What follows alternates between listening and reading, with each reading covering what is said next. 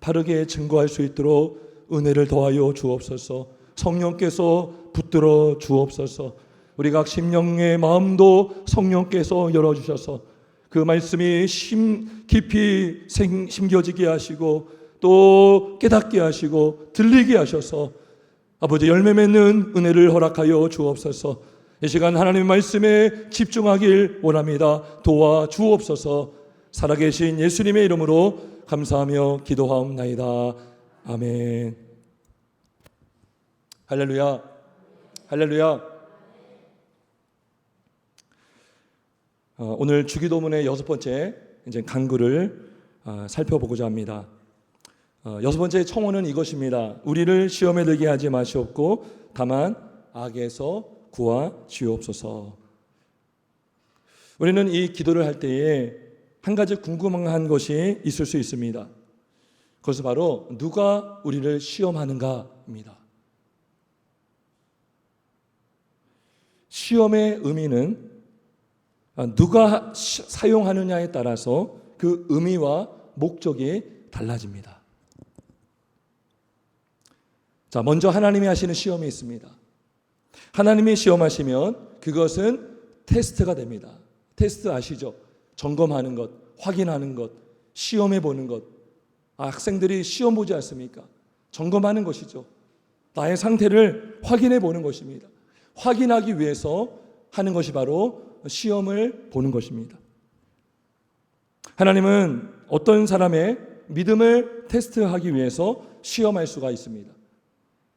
대표적으로 아브라함이 그랬습니다.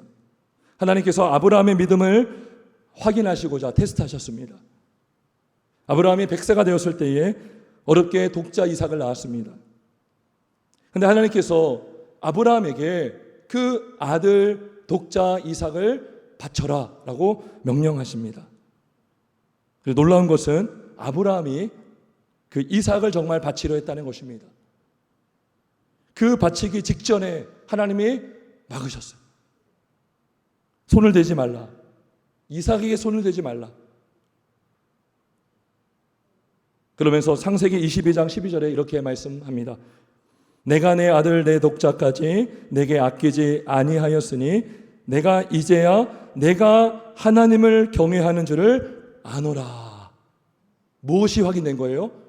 아브라함이 하나님을 경외한다는 것이 이 시험을 통해서 확인이 된 것입니다. 히브리서 11장 17절도 이렇게 말씀합니다. 아브라함은 시험을 받을 때에 믿음으로 이삭을 드렸으니 그는 약속들을 받은 자로 돼 그 외아들을 드렸느니라. 아브라함이 시험을 받았다라고 기록하고 있습니다. 따라서 이 시험을 통해서 하나님은 아브라함이 의지하고 있는 것이 무엇인지를 확인할 수 있었습니다. 여러분, 아브라함에게 있어서 이삭이 얼마나 귀합니까? 여러분, 그것도 100세 때 낳은 아들입니다. 그냥 낳은 자식도 귀한데 100세 때에 어렵게 낳은 독자 아들 얼마나 귀하고 귀하다고 생각할 수가 있겠습니까? 너무나 귀하다 못해 이삭을 볼 때마다 다른 것도 보이지 않을 정도로, 그죠? 이삭을 보면 하나님도 보이지 않을 수 있어요. 왜요? 이삭이 너무나 귀하기 때문에. 이삭이 없는 인생은 무의미할 수 있고 이삭과 함께하는 것이 그렇게 기쁘다라고 여길 수도 있었을 것입니다. 이삭을 잃으면 나는 다 잃었다. 나는 살 의미가 없다라고 생각할 수도 있지 않겠습니까? 근데 하나님의 시험을 통해서 아브라함의 소망이 어디에 있음을 알게 되었습니까? 하나님께 있다는 것을 알았습니다. 하나님의 약속, 하나님의 말씀.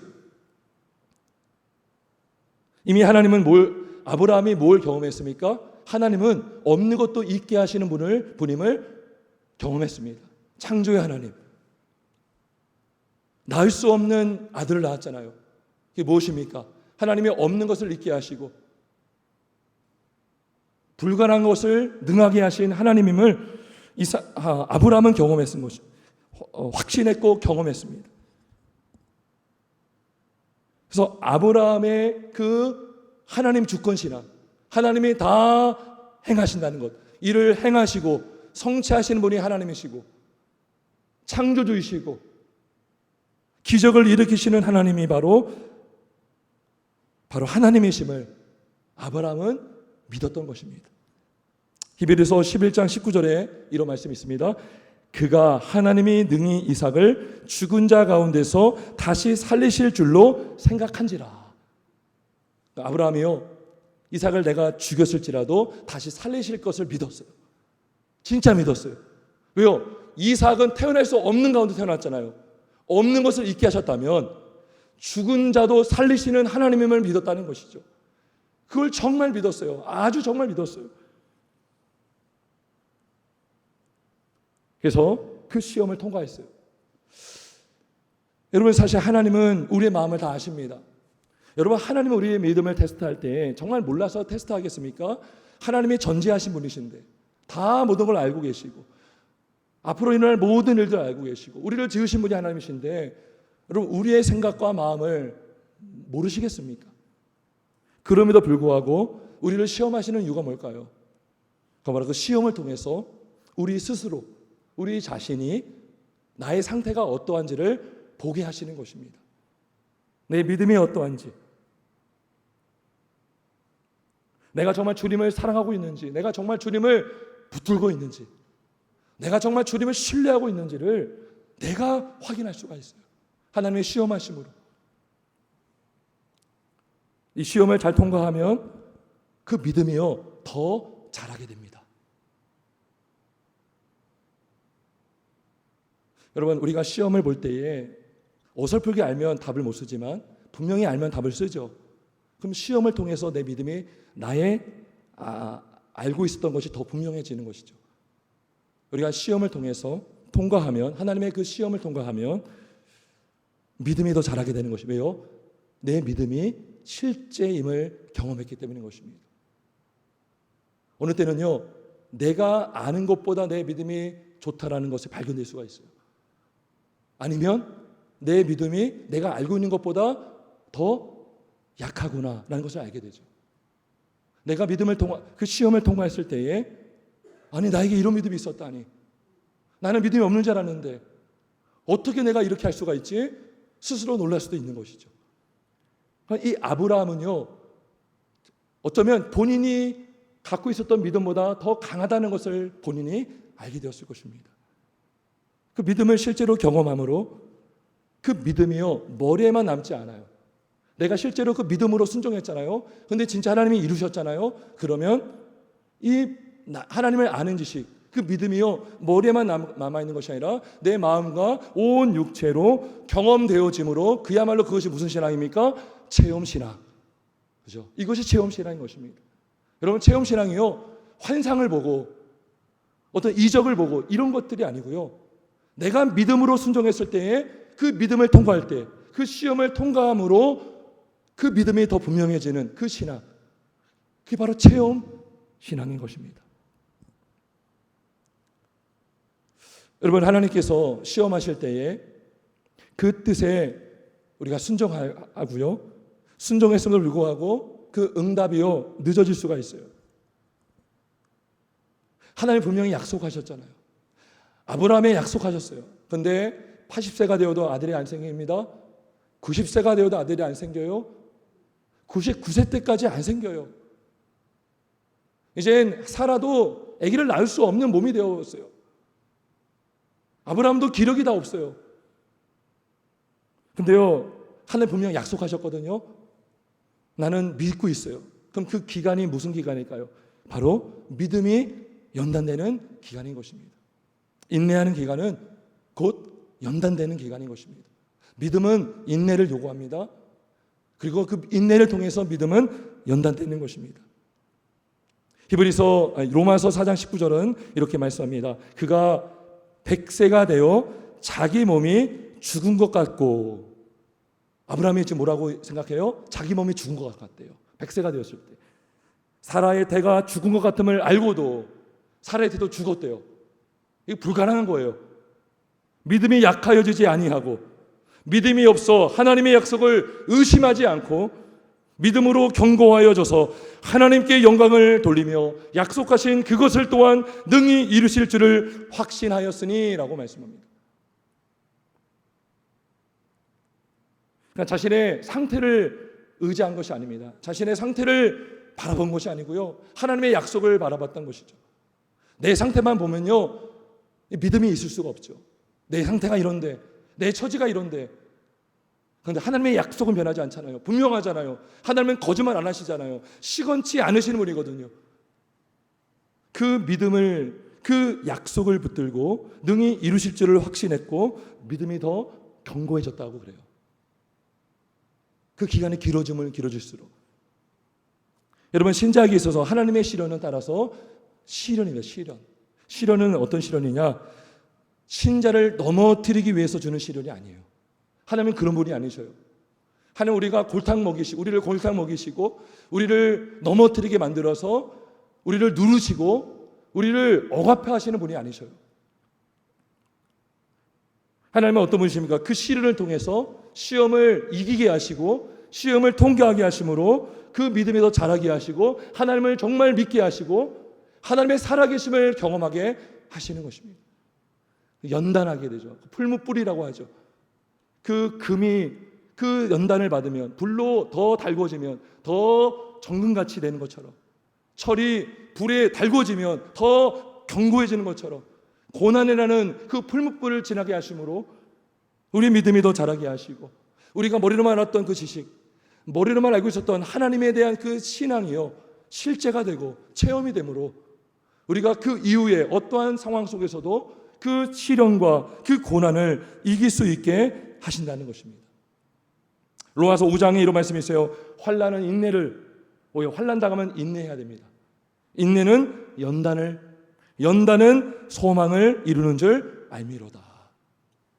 끝까지 주는 붙을 수 있는 거죠. 소망이 있기 때문에. 말씀의 소망, 하나님이 이루실 그 뜻의 소망이 우리에게 있기 때문에, 그 소망이 변하지 않기 때문에 우리는 환난 중에도 인내할 수 있고 인단을 통해서 연단받고 연단함으로 우리는 소망을 가질 수가 있는 것입니다. 히브리서 시편 119편 71절은 이렇게 말씀합니다. 고난당한 것이 내게 유익이라 이로 말미암아 내가 주의 율례들을 배우게 되었나이다. 우리는 고난당하기를 원치 않습니다. 하지만 하나님이 그 고난을 줄 수도 있어요. 그 고난당한 것이 유익이 될 수 있다는 것입니다. 그 고난 가운데 주님을 신뢰할 때, 그리고 그 고난을 통과함으로 우리의 믿음은요 몇 단계 꽁충 뛰는 거예요. 내가 이렇게 서서히 자라다가요 고난의 시험을 이기잖아요. 그러면 10단계가 막 뛰어넘어요. 경험했잖아요. 주님의 살아계심을 우리가 봤잖아요. 그 믿음이 자랄 수가 있는 것입니다. 우리의 믿음의 인생길 가운데에 때론 이해할 수 없는 고난을 만날 수 있어요. 하나님이 굳게 한 것을 누가 펼 수가 있겠느냐? 하나님의 구우면 펼 수 없어요. 굳게 하시는 고난이 있다는 것이죠. 하지만 그 고난 중에도 신자는 하나님의 약속을 붙들고 하나님의 살아계심을 붙들고 영원한 나라를 바라보며 주님의 그 신실하심, 실수하지 아니심을 신뢰하며 우리는 주님을 바라볼 수가 있는 것입니다. 그럴 때 하나님이 영광 받으시고 우리도 그 고난을 이길 수 있음을 믿으시길 주의 이름으로 축원합니다. 그래서 하나님이 시험하시면 이것은 우리를 위해서 주시는, 우리가 더 자라게 하시고 하나님을 더 만나게 하시고 연단시키는 테스트다라는 것입니다. 다음으로 사단이 시험할 수가 있습니다. 자, 사단이 시험하는 것은 이건 바로 유혹입니다. 유혹. 하나님은 신자를 낮추심으로 겸손하게 만드시고 그때 하나님을 더 붙들게 함으로 그의 믿음이 자라게 하지만요, 사단이 시험하는 건 뭡니까? 유혹을 함으로 그 영혼을 망가뜨리는 것입니다. 넘어지게 하는 거예요. 도둑이 오는 것은 뭡니까? 도둑질하는 것이죠. 우리 영혼을 도둑질하는 거예요. 멸망시키기 위해서 사단은 우리를 유혹합니다. 죄를 짓게 만들고 하나님과의 관계를 해서 멀어지게 만들어요. 그래서 오늘 우리가 주기도문에 시험에 들게 하지 마옵시고, 이게요 영어로 보면 우리로 유혹에 빠지지 않게 하옵시고라고 되어 있어요. 영어로는 그렇게 기록이 되어 있어요. 유혹, 사단의 유혹이죠. 그래서 사단의 시험에 유혹에 빠지지 않게 해달라는 기도가 되는 것입니다. 하나님께서 우리를 연단 주시라면 하나님 이 연단을 이길 수 있는 힘을 주옵소서, 믿음을 주세요라고 우리가 기도할 수 있겠죠. 근데 사단이 우리를 시험할 때, 유혹할 때, 그때 우리가 그 유혹에 넘어가지 않게 해주옵소서. 사단이 쳐놓은 올가미에 우리가 걸려서 넘어지지 않게 하시고, 내가 만약에 넘어져 있다면, 악에 빠져 있다면 그 악에서 나를 구원하여 달라는 기도가 바로 이 주기도문의 6번째 기도가 되는 것입니다. 우리가 4번째 간구가 뭐였습니까? 일용할 양식, 오늘 매일 구해야 되죠. 매일 필요하잖아요. 매일 밥을 먹어야 되잖아요. 5번째가 뭐였습니까? 죄의 용서. 우리가 매일 죄를 짓거든요. 마음으로도 죄를 짓고. 그래서 매일 하나님의 용서가 필요하기 때문에 회개가 필요하고, 6번째도 매일 필요합니다. 매일 주님의 은혜가 필요합니다. 우리의 힘으로는 사단마귀의 유혹을 이길 수 있는 힘이 없습니다. 요만큼도 없어요. 여러분, 사단마귀가 쉬지 않습니다. 끊임없이 두루 삼킬 자를 찾아 헤매는 자들이 바로 사단마귀가 되는 것입니다. 베드로전서 5장 8절에 이런 말씀이 있어요. 근신하라, 깨어라. 너희 대적마귀가 우는 사자같이 두루다니며 삼킬 자를 찾나니 라고 되어 있어요. 우는 사자같이 두루다닌다. 이게 뭐예요? 부지런히 다닌다는 거예요. 부지런히. 여러분, 사단이 얼마나 부지런한지 아십니까? 부지런하게요, 두루다니며 누구를 삼킬까 찾고 있다는 것입니다. 영혼을 넘어뜨리기 위해서, 유혹에 걸려 넘어지게 하려고, 망가뜨리려고 하는 것입니다. 그렇다면 여러분, 어떻게 사단은 우리를 유혹할까요? 어떻게 우리를 유혹해서 넘어뜨리게 할까요? 사단이 이용하는 도구 크게 2가지가 있습니다. 첫 번째는 우리의 육신입니다. 육신. 우리의 살이 아니고요, 이 육신은 우리의 죄된 본성, 다시 말하면 죄성을 말합니다. 죄성. 죄된 본성을 이용합니다. 여러분, 거듭나신 자라 할지라도 우리는 여전히 죄인입니다. 우리 안에는 여전히 죄성이 있습니다. 우리 마음속에 하나님을 의지하지 않고 내 힘으로 하려고 하는 그 마음, 교만함, 불신앙, 하나님의 영광보다 내 영광을 위해서 열심을 내려고 하는 그 정욕, 탐욕, 하나님 자리에 앉으려고 하는 교만, 주인 행세, 남을 미워하고 시기하려고 하는 그러한 죄성이 우리 마음속에 있습니다. 어떤 신학자는 이렇게 말했어요. 우리의 마음은 우상을 만들어내는 공장이다. 그 공장이요, 매일 풀가동되고 있어요. 끊임없이 우상이라는 공장 안에서 그 죄를 양산하고 우리의 입으로, 우리의 손으로, 발로, 행동으로 나오게 된다는 것입니다. 그래서 이 사탄은 그 육신의 그 죄성을 건드리고요, 그 다음에 그 죄성이 발동하려는 틈을 노립니다. 여러분, 정글의 그 밀림의 그런 프로 있죠. 동물의 왕국. 거기 보면 사자가 어떻게 먹이를 찾죠? 그냥 달려가지 않아요. 가만히 봅니다. 언제 저 짐승 하나가 무리에서 이탈될까? 언제 저 노루가 무방위 상태로 물을 마실까? 풀숲에서 움직이지도 않아요. 섬찟하지 않습니까? 사탄 마귀가 그 틈을 노리고 있다는 거예요. 에베소서 4장 26절에 이런 말씀이 있습니다. 분을 내어도 죄를 짓지 말며 해가 지도록 분을 품지 말고 마귀에게 틈을 주지 말라. 여러분, 분을 낼 수 있어요. 그럼 지렁이도 밟으면 꿈틀거리잖아요. 어느 누구도요. 어떤 온유한 자라 할지라도, 여러분, 모세도요 분을 냈어요. 사실 어떠한 자라도요 분을 낼 수 있어요. 근데요, 거기서 우리가 죄를 짓지 않을 수 있어요. 어느 때요? 해가 지도록 분을 품지 않을 때. 자, 분이 오래 가잖아요. 분이요 더 깊어집니다. 이상하게 변형이 돼요. 관계를 끊어지게 만듭니다. 그래서 부부간에는 헤어지기도 하고 분리가 되기도 하고 교회 안에서도 관계가 끊어지기도 하고 또 내가 있는 공동체 일터에서도 마찬가지죠. 해가 지도록 분을 품지 말라. 그래서 이 분이 길어지는 기간이 어느 기간이에요? 틈을 주고 있는 기간이라는 거죠. 마귀에게 틈을 주고 있는 기간이 바로 길어지는 기간이라는 거예요. 무슨 말이냐면 틈이 있다는 거예요. 마귀는 그 틈을 노린다는 거죠. 이것뿐만 아니라 여러 가지 틈들이 많습니다. 문을 열어주면 들어오는 거예요. 우리가 잘 방비하고 있어야 되는데 문을 열어주니 들어온 거죠. 너 왜 들어왔어? 네가 문을 열어줬잖아 라고 할 수 있다는 것이죠. 그래서 그 틈을 타고요, 그때 죄성을 가지고 우리를 유혹하는 것입니다. 그래서 우리 육신을 이용합니다. 우리를 유혹할 때. 두 번째로 사탄은 세상을 이용하여서 우리를 유혹합니다. 여러분, 물론 세상은 하나님이 선하게 만드셨어요. 창조하셨습니다. 근데 문제는 무엇입니까? 아담 이후로 타락한 세상이 되었습니다. 타락한 세상이 되었어요. 그 타락한 세상의 특징이 무엇입니까? 하나님이 없어요. 하나님 중심이 아니고요, 사람 중심이에요. 사람 중심. 그게 뭐예요? 인본주의.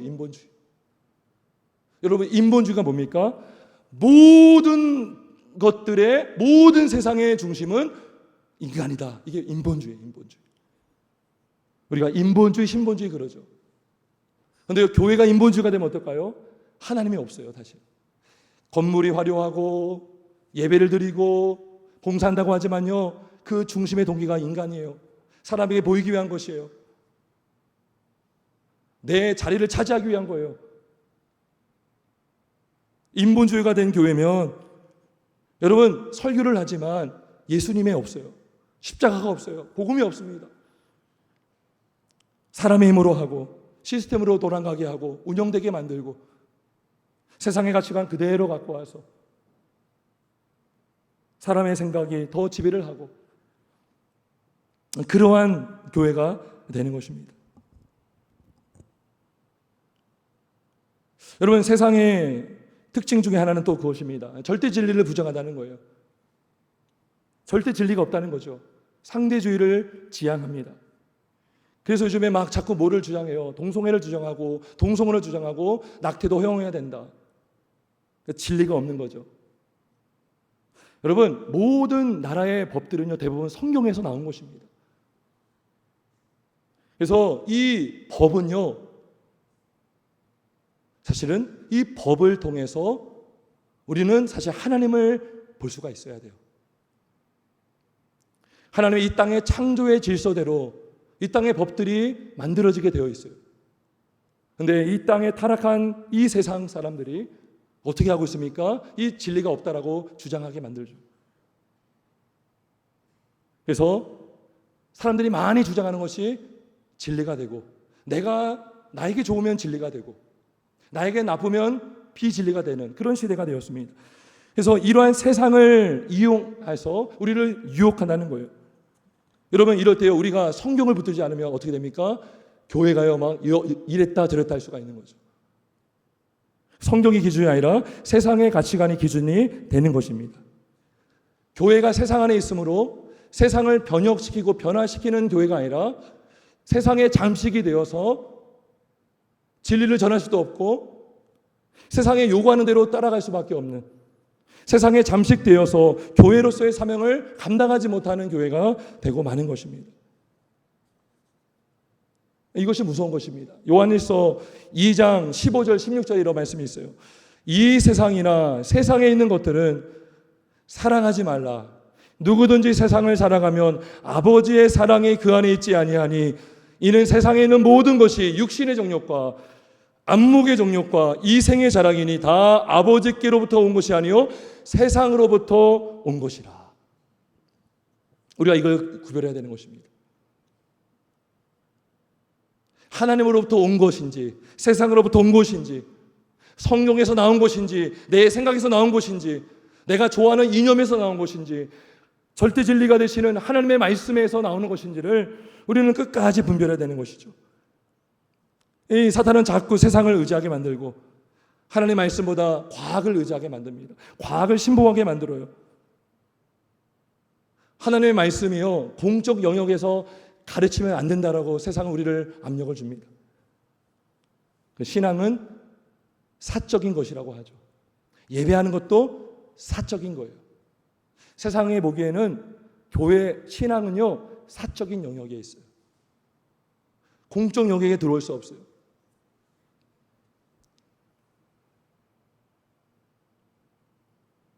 주일도 휴일이고요, 예배하는 것도 선택이라 여깁니다. 야, 그거 한 번 안 드리면 어떠냐?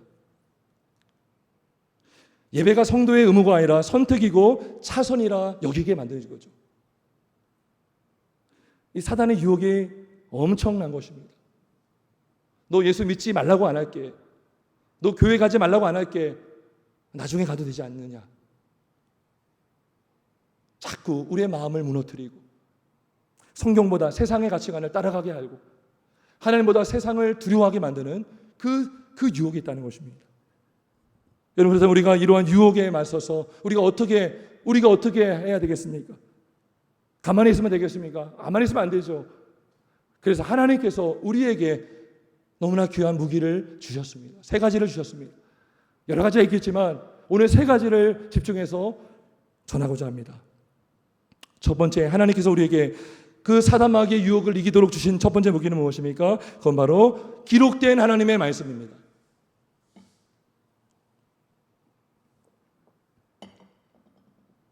여기서 중요한 것은 기록된 하나님의 말씀이라는 거예요. 그냥 말씀이 아닙니다. 기록된 말씀. 그게 뭐예요? 성경입니다. 성경. 마태복음 4장에 보면 예수님께서 공생애를 시작하기 전에 마귀에게 광야에서 시험을 받으신 이야기가 나옵니다. 예수님이 무려 40일 밤낮으로 금식을 하셨어요. 예수님은 완전한 하나님이시면서 동시에 완전한 인간이시기에 인간으로서도 너무나 고통스러운 그 기간이었습니다. 배가 고프셨습니다. 그때 사단이 뭐라고 유혹합니까? 예수님께 와서 내가 만일 하나님의 아들이거든 명하여 이 돌들로 떡덩이가 되게 하라. 그래서 예수님께서 마태복음 4장 4절에 이렇게 말씀하십니다. 기록되었으되 사람이 떡으로만 살 것이 아니요 하나님의 입으로 나오는 모든 말씀으로 살 것이니라 하였느니라. 그러자 사단이요 물러가지 않아요. 또 다시 접근해요. 이렇게 다시 시험합니다. 내가 만일 하나님의 아들이거든 뛰어내리라. 기록되었으되 사단도 성경을 가지고 공격해요. 기록되었으되 그가 너를 위하여 그의 사자들을 명하여 그들이 손으로 너를 받들어 발이 돌에 부딪히지 않게 하리로다 하였느니라. 그러자 예수님 뭐라고 합니까? 또 기록되었으되 주 너의 하나님을 시험하지 말라 하였느니라. 다시 사단 마귀가 3번째 유혹합니다. 내가 만일 내게 엎드려 경배하면 이 모든 것을 주리라.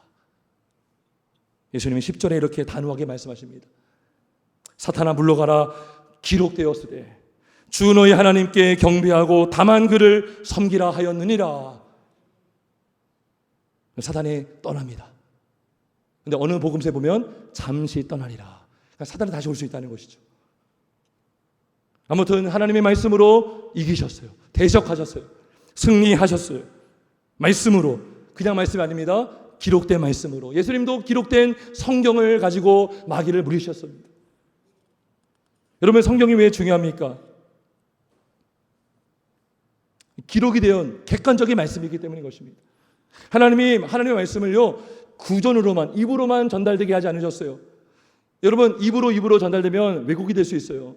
뭐가 빠뜨려질 수도 있어요. 하지만 하나님이 왜곡시키지 않게 하려고 그 말씀이 변하지 않게 후대에 주님 다시 오실 그날까지 그 말씀이 변하지 않도록 기록하게 하셨습니다. 그게 바로 성경입니다. 여러분, 예수님의 그 승리는, 예수님의 모습은 하와의 모습과 대조가 됩니다. 사단이 하와에게도 접근했어요. 어떻게 접근했습니까? 이렇게 질문합니다. 하와에게 하나님이 참으로 너희에게 동산 모든 나무의 열매를 먹지 말라 하시더냐. 그래서 하와가 뭐라고 말합니까? 동산 중앙에 있는 나무의 열매는 하나님의 말씀에 너희는 먹지도 말고 만지도 말라 너희가 죽을까 하노라 하셨느니라. 지금 둘 다 하나님의 말씀을 왜곡하고 있습니다. 사탄은 어떻게 왜곡했습니까? 하나님이 정말 모든 나무를 먹지 말라고 했습니까? 그렇지 않죠. 선악을 알게 하는 나무의 열매만 먹지 말라고 했어요. 근데 사다마귀가 왜곡했어요. 과연 하나님이 모든 나무의 열매를 먹지 말라고 하시더냐? 왜곡했어요. 하나님이 말씀하지 않는 말씀을 했어요. 그랬더니 하와도 왜곡했어요. 어떻게 왜곡했습니까? 먹지도 말고 만지지도 말라. 하나님이 하지도 않은 말씀을 했어요. 만지지도 말라는 말을 하지도 않았거든요. 그리고 뭐라고 했어요? 하나님이 너희가 반드시 죽을 것이다 그랬는데 하와는 너희가 죽을까 하노라. 반드시가 빠졌어요. 그러니까요, 하와는 말씀에 확신이 없었어요. 그때 마귀가 틈을 타고 노린 거죠. 흔들리고 있잖아요. 확실히 모르잖아요. 그랬더니 마귀가 질문을 한 거예요. 말씀을 왜곡함으로. 그리고 하와도 말씀을 왜곡함으로 잘못 알고 있는 지식으로 넘어가고 말았습니다. 시험에 들은 것입니다. 아담도 같이 시험에 든 것입니다. 여러분, 그래서 성경이 중요한 것입니다. 여러분, 성경을 우리가 가볍게 여기지 말아야 됩니다. 우리가 하나님의 말씀이라고 할 때 이 기록된 성경, 오직 성경, 이 성경이 우리에게 주신 하나님의 특별 계시요, 변하지 않는 하나님의 말씀이요, 푸른 마르고 꽃은 시드나 하나님의 기록된 말씀은 영원히 변하지 않는 생명의 말씀, 영원한 말씀인 줄 믿으시길 주의 이름으로 축원합니다. 여러분, 사다마귀가요, 에베소서 6장에 보면 우리에게 자꾸 불화살을 쏜다고요. 불화살. 이 화살이 얼마나 빨리 날라옵니까? 치명상을 입어요. 준비할 틈도 없이 화살을 쏜다는 것이죠. 피할 겨를도 없이. 화살이 얼마나 빠릅니까? 그만큼 유혹을 하고 넘어뜨리게 하는 속도가 빠르다는 거예요. 그때 우리가 무엇으로 막아내는 거예요? 믿음의 방패. 그죠? 소멸하기 위해서 믿음의 방패, 그리고 바로 이어서 성령의 검 곧 하나님의 말씀을 가지라. 믿음이 어떻게 자랍니까? 말씀으로 자랍니다. 말씀을 들음으로 자랍니다. 방패와 검은요, 말씀은 방패와 검은 분리가 되지 않습니다. 같이 가야 되는 것입니다. 방패만 있으면 공격할 수 없고요, 공격 무기만 있으면 막을 방패 무기가 없습니다. 근데 이 모든 것, 우리가 사단의 유혹을 막는 것, 또 공격하는 것, 이것이 다 말씀으로 나오는 것입니다. 사랑하는 성도 여러분, 성경을 우리가 읽고 묵상하시길 주의 이름으로 축원합니다. 단순히 장소를 채우기 위해서 읽지 마시고 진지하게 주의 말씀임을 믿으시고 읽고 묵상하시길 주의 이름으로 축원합니다. 한 절 한 절을 읽더라도 그 말씀을 내 안에 소화시키기 위해서. 묵상이 뭐예요? 소화하는 거예요. 소화하는 거. 오늘날 기독교인의 위기는 무엇입니까? 묵상이 없다는 거예요. 많이 듣지만 소화되지 않아요. 소화시키려고 하지 않아요. 내 것으로 만들지 않아요. 그 내 것으로 만들어서 순종하지 않아요. 많이 아는 것 같은데, 하와도 많이 아는 것 같았지만 마귀가 유혹했을 때 그는 확신을 가지 못했어요. 이단들이 여러분들이 접근했을 때, 물어봤을 때에 여러분 말을 말하지 못한다면, 거기에 여러분이 변하지 못한다면 어떻게 하시겠습니까? 우리 모두가 성경의 사람이 되어서 승리하는 저와 여러분 되길 주님의 이름으로 축원합니다. 첫 번째 무기가 뭐예요? 기록된 말씀, 성경. 두 번째 무기는 바로 기도입니다. 기도. 여러분, 군인이요, 무기를 많이 갖고 있어요. 요즘에 막 무기가 발전하죠. 드론도 막 생기고, 막 요즘에는요, 그 방탄복도요, 굉장히 발달이 되었습니다.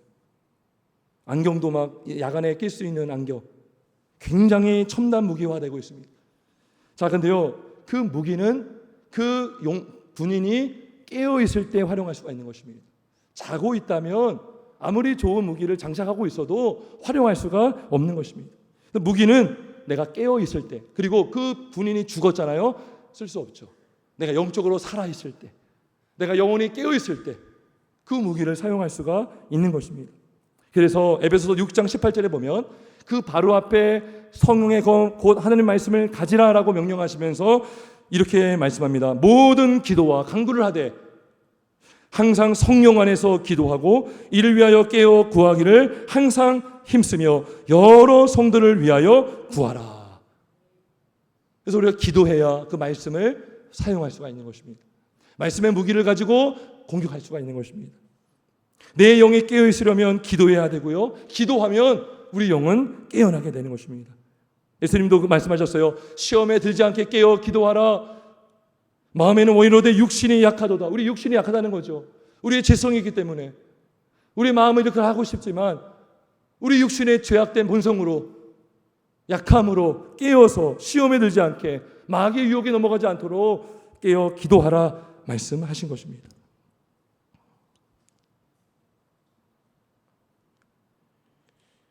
그래서 우리 육신의 그 정욕을 이기는 힘, 안목의 정욕을 이기는 힘, 그 이기는 힘은 바로 기도에 있습니다.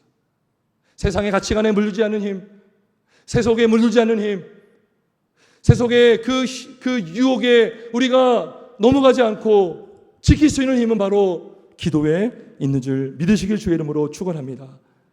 그래서 이 기도를 하라는 거예요. 시험에 들지 않게 우리를 시험에 들게 하지 마옵시고 기도하라고 명령하셨잖아요.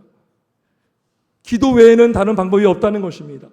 시험을 이기는 방법은 기도 외에는 없다는 거예요. 기도 외에는 시험을 이길 길이 없다는 것입니다.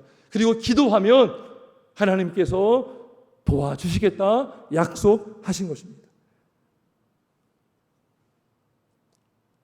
예수님은 기도만 가르쳐주지 않으셨어요. 예수님이 몸소 기도의 본을 보여주셨습니다. 마태복음 26장에 보면 예수님께서 이렇게 제자들에게 말씀하십니다. 나와 함께 깨어 있으라. 이게 뭐예요? 기도하고 있으라 이거죠. 그러고 나서 조금 나아가서 땅에 엎드려 기도하셨습니다. 뭐라고 기도하셨습니까? 내 아버지여, 만일 할 만하시거든 이 잔을 내게서 지나가게 하옵소서. 그러나 나의 원대로 마시옵고 아버지의 원대로 하옵소서. 예수님도 기도하셨어요. 십자가의 고난의 시험을 벗어나게 해달라고. 인간적으로 얼마나 힘드셨습니까? 하지만 기도하셨죠. 나의 원대로 마옵시고 하나님의 뜻대로, 아버지의 뜻대로 되기를 원합니다. 자기를 부인하셨어요. 여러분, 기도가 무엇입니까? 자기를 부인하는 게 기도입니다. 우리가 어떻게 육체의 정욕을 이길 수 있습니까? 내가 죽으면 이길 수 있어요. 내 죄가 죽으면 이길 수 있어요. 내 옛자가 죽으면 그 죄성을, 그 마귀의 유혹을 이길 수가 있습니다. 그게 바로 기도고, 기도를 통해서 우리의 자기를 부인하게 되는 것입니다. 그리고 하나님께 맡기는 것입니다. 하나님, 저는 오늘로 죽었습니다. 주님이 일하여 주옵소서. 나를 들어 인도하여 주옵소서. 하나님을 믿는 믿음으로 우리가 기도할 때, 겸손히 나를 부인하고 기도할 때 우리가 죄를 이기고 하나님의 힘으로 승리할 수 있음을 믿으시길 주의 이름으로 축원합니다. 안타깝게도 베드로는 예수님의 말씀을 귀담아 듣지 않았습니다. 베드로가 뭐라고 했어요? 자신했죠, 자기를. 내가 주와 함께 죽을지언정 주를 부인하지 않겠나이다. 근데 졸았어요. 하나님이 다시 기도하라고 했어요. 너희가 1시간도 깨어 기도할 수가 없더냐? 나중에 베드로가 어떻게 했습니까? 예수님을 부인하고 도망갔습니다. 여러분, 그 베드로의 자신감이 보입니까? 내가 주와 함께 죽을지언정 주를 부인하지 않겠나이다. 여러분, 자신감이 뭐예요? 자신이 뭐예요? 스스로 자자의 믿을 신이죠. 나를 믿는 게 자신입니다. 물론 좋은 의미로도 우리가 이런 말을 할 수 있지만 영적으로 봤을 때 하나님을 의지하지 않고 하나님을 신뢰하지 않고 나를 과신해요. 나는 할 수 있어. 선줄로 여기는 것이죠. 넘어지는 것입니다. 넘어질까 조심하라. 깨어 기도하라. 시험에 들지 않게 깨어 기도하라. 우리 하나님의 말씀, 주님의 말씀을 우리가 마음에 새길 수 있길 주님의 이름으로 축원합니다. 세 번째로, 두 번째가 뭐였죠? 기도였어요. 세 번째가 바로 교회입니다. 교회. 하나님께서 시험을 이기게 하는 그 무기가 뭡니까? 바로 교회입니다. 교회.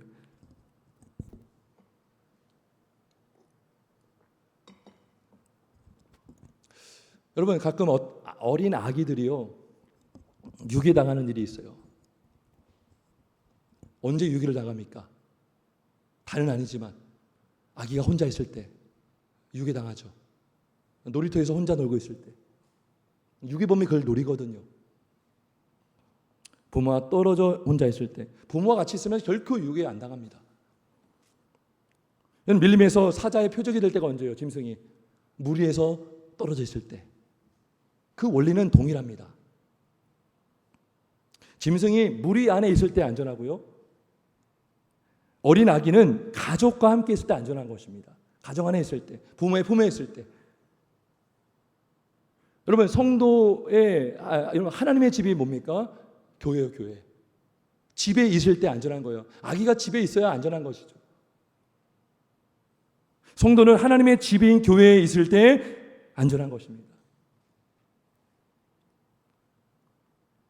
교회 등록을 하고 또 세례를 받고 정규 예배에 참석하고 말씀의 양육을 받고 또 지도를 받고 성도가 서로 교제하고 그리고 서로 봉사하는 것. 교회 안에 있을 때 이거를 할 수가 있는 거예요. 나는 주님을 믿어. 난 교회 안 갈래. 이게 뭐예요? 위험한 거예요. 하나님께서 교회에 목사와 장로를 세우신 이유가 있습니다. 집사와 권사를 세우신 이유가 있습니다. 양들을 돌보게 하시는 것입니다. 직분자를 통해서 하나님이 교회를 다스리셔요. 그렇다고 목사와 장로가 하나님은 아닙니다.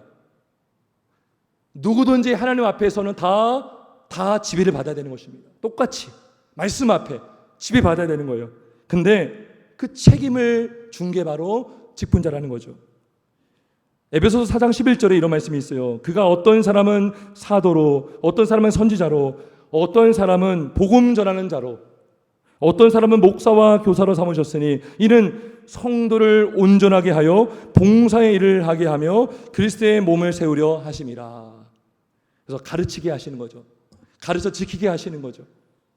말씀을 증거하게 하시고 양육을 받게 하시고 말씀의 지도를 받게 하심으로 그 성도의 영혼이 온전케 되는 것입니다. 봉사일을 할 수 있는 힘이 생기는 거예요.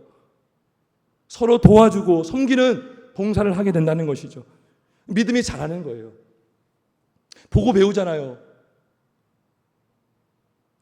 그래서 14절에 이런 말씀이 있어요. 이는 우리가 이제부터 어린아이가 되지 아니하여 사람의 속임수와 간산 유혹에 빠져 온갖 교훈의 풍조에 밀려 요동하지 않게 하려 함이라.